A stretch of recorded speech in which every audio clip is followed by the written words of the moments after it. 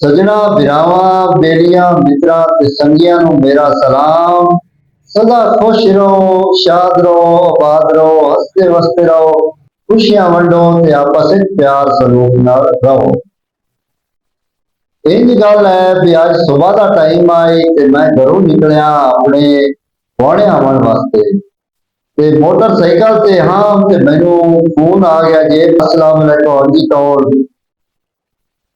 उस अगले बंदे आख्या भी जेड़ी तो अगले दे वीडियो बनाई है ना, मैं केड़ी वीडियो अके राती भी बनता पिया है ते दिन भी बनता पिया है। मैं दस तो सही केड़ी वीडियो अके इो आ जरा बुआने तो पैसने ताई नवा रोड बनता पिया उनका की बनया है। मैं तो वीडियो बनाई है ते शायद अल्लाह काम ताई अपनी होवे दे अके उस असर तो कोई नहीं होया जी तो वीडियो बनाई है। पर हुण मेरा काम तो यो आ मैं वीडियो बनाउणी आ ते शेयर करना अगे महकमा हाईवे नूं दसना या साडे जिहड़े नवे डीसी तैनात ताइनात होए ने उन्हां नूं भाई वो इस बारे कोई सोचन भाई सोचन कि भाई इंज है भी जिहड़ा रोड है ना उस ते के रत्तियां पीड़ियां इट्टां लगदियां पईयां नूं ते पत्थर सड़दे पैन वो भी एवें जिहे सड़दे पैन। अजे इट्टां जिहड़ियां रत्तियां पीड़ियां लगदियां पईयां ना इन्हां च जान ही कोई नहीं। उस तो इलावा जिहड़ियां पुरानियां इट्टां नूं वो ठेकेदार दे जिहड़े मजदूर हैं वो लाई जांदे ने।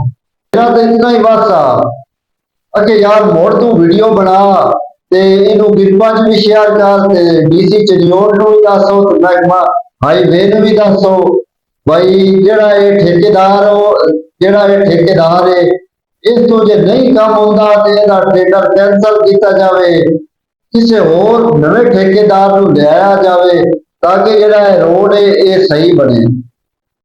भाई ਜਿਹੜੀਆਂ ਦੋਵੇਂ ਬੰਨੀਆਂ ਐ ਨੂੰ ਸੜਕ ਦੀਆਂ ਉੱਥੇ ਜਿਹੜੀਆਂ ਇੱਟਾਂ ਲੱਗਣੀਆਂ ਨੂੰ ਇਹ ਤਾਂ ਜਾਪੀ ਚ ਰੁੱਟ ਜਾਣੀਆਂ ਨੇ। ਜਿਹੜੇ ਹਮੇਸ਼ਾ ਜਦੋਂ ਰੋਡ ਤੇ ਰੁੱਟਦਾ ਹੈ ਨਾ ਜਾਂ ਲੋਕ ਘੱਟ ਹੁੰਦੀ ਹੈ ਜਾਂ ਪੱਥਰ ਥੋੜਾ ਹੁੰਦਾ ਹੈ ਤੇ ਜਾਂ ਜਿਹੜੀਆਂ ਬੰਦੀਆਂ ਐ ਨੂੰ ਬਨੇਰੇ ਜਿਹੜੇ ਹਨ ਸੜਕ ਦੇ ਉੱਥੇ ਜਿਹੜੀਆਂ ਇੱਟਾਂ ਲੱਗਦੀਆਂ ਪਈਆਂ ਉੱਥੋਂ ਹੀ ਰੋਡ ਜ਼ਿਆਦਾਤਰ ਰੁੱਟਦਾ ਹੈ।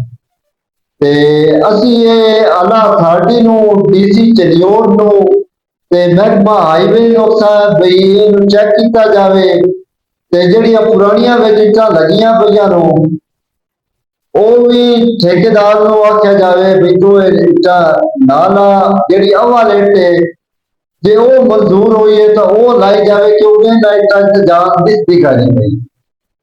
मैं तो हूँ इतना ही कर सकता बाकी नाज़रीन मेरी वीडियो शेयर करें नो मेरे चैनल को सब्सक्राइब करें ते जवाब अपना कमेंट देवें। इतनिया ही गल्लां जिंदगी दी मोहलत मोड़ नवीं गल्लां ते मिलता है।